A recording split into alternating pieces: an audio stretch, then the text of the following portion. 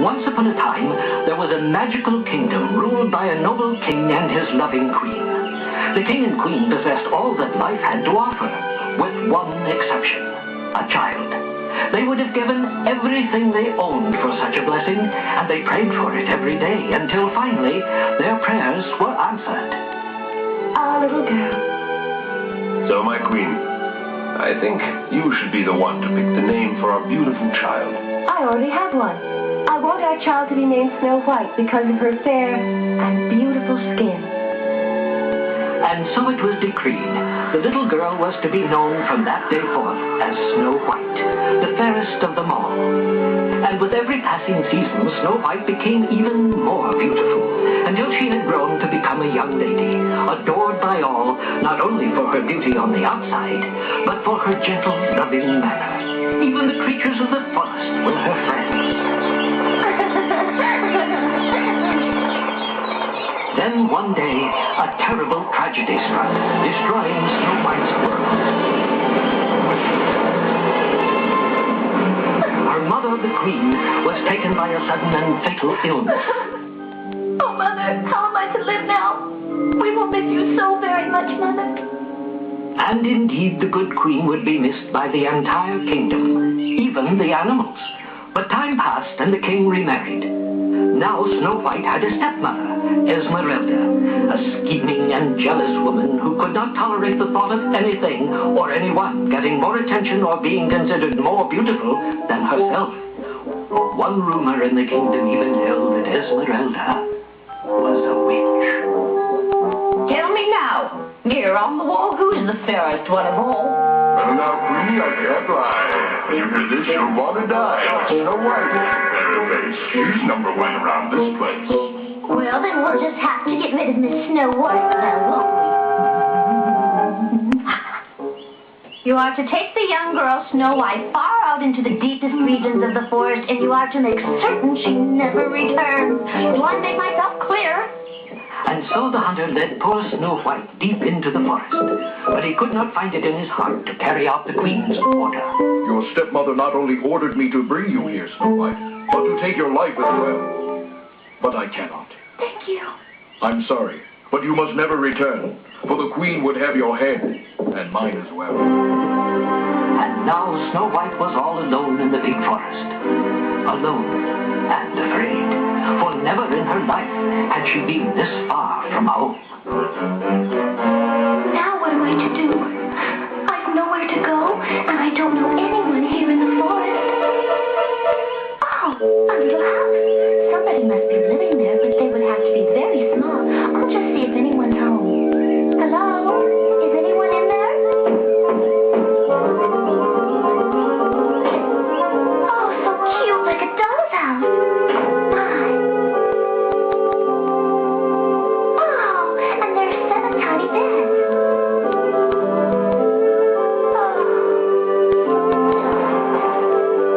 And so Snow White, exhausted from the day's frightful events, fell into a sound sleep.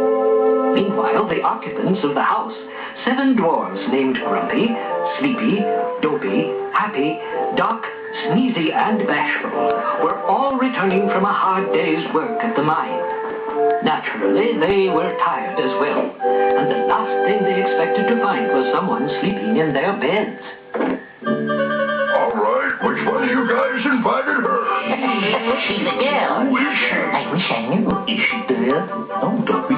She's waking up. Oh, these beds must belong to you. Please forgive me for sleeping in them.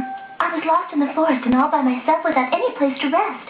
But who are you? You are in the company of the 7 dwarfs. On behalf of all of us, you are most welcome here. Thank you very much for your hospitality. But who are you and how did you get here? My name is Snow White, and after my mother died, my stepmother had me taken into the forest by this hunter with instructions to kill me to make certain I would never return. Killing people's not very nice. Well, don't worry yourself about it. You'll be safe right here with us. Yes, this'll be your home and you'll be one of us. Thank you. Will I have to shrink? No, just the way you are, Snow White. So in the midst of the forest, Snow White had found a home, and with it, 7 little people who were willing to be her friends and accept her for being just who she was.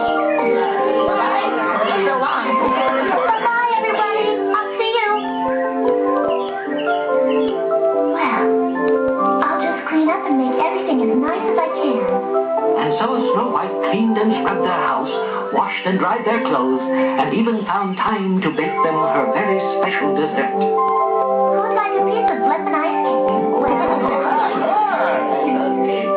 Oh, this is better than an after-dinner nap. While back at the castle, Snow White's wicked stepmother was anxious to confirm that she was, once again, the fairest in the land. Mirror, mirror on the wall. Now, suppose you tell who's the fairest one of all. Well, Queen dear, the truth is that you still don't have the goods. Because Snow White is alive and well and living in the woods. That does it. I'll fix her once and for all. And so the wicked Queen Esmeralda went down into her secret room in the basement of the castle and began to prepare the most deadly poisonous brew she could possibly concoct. Now I shall take one of these irresistibly delicious apples and coat it with my special brew. Whoever shall but taste of this apple will die instantly.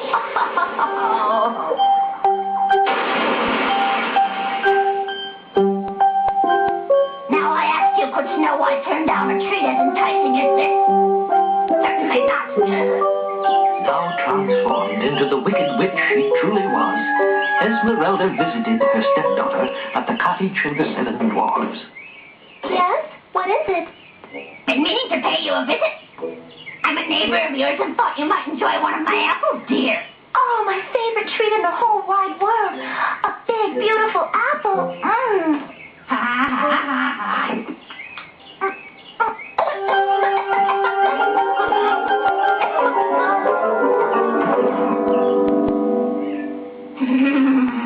There. Fee-fi-fo-fum, fee-fi-fo-fum, fee-fi. She'll die. Now I'm finally rid of her. Oh, yeah.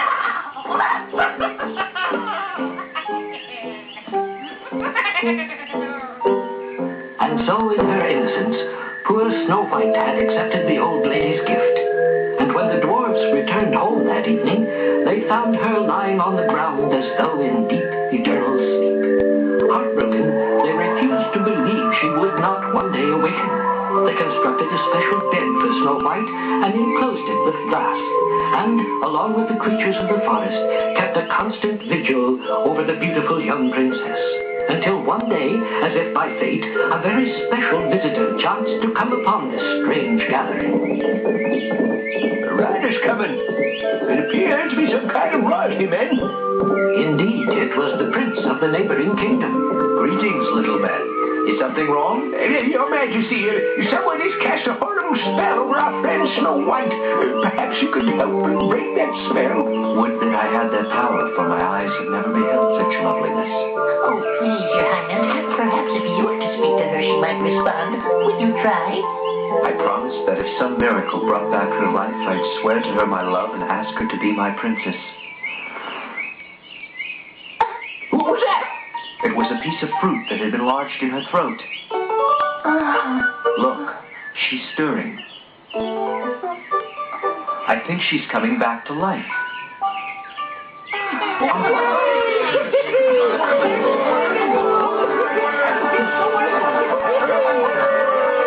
As you slept, I swore my love to you and would now ask if you will take my hand in marriage. My queen. My king.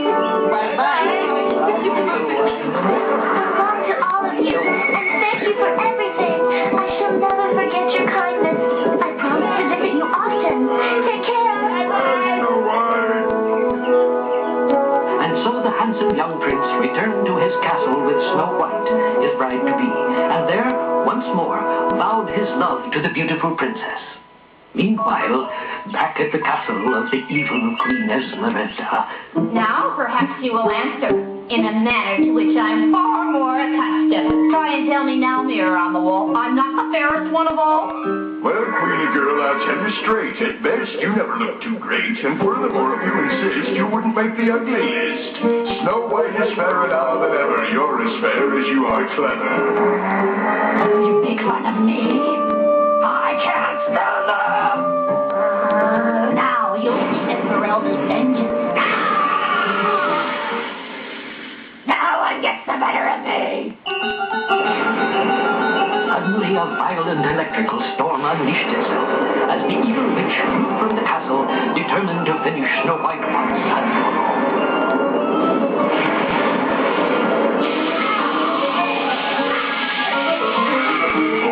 But instead, the storm put an end to Esmeralda. Her sword, acting as a lightning rod, drew a great bolt of electricity, which frazzled her into a pile of dust, blown away into the far reaches of the kingdom, until there was nothing left of Snow White's evil stepmother. The news of the witch's death soon spread to the neighboring kingdom.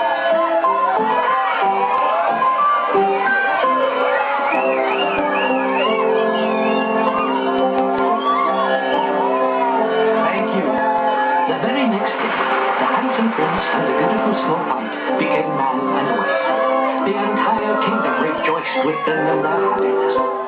Soon after, the prince was crowned king, and Snow White his queen. And the two of them lived happily ever after.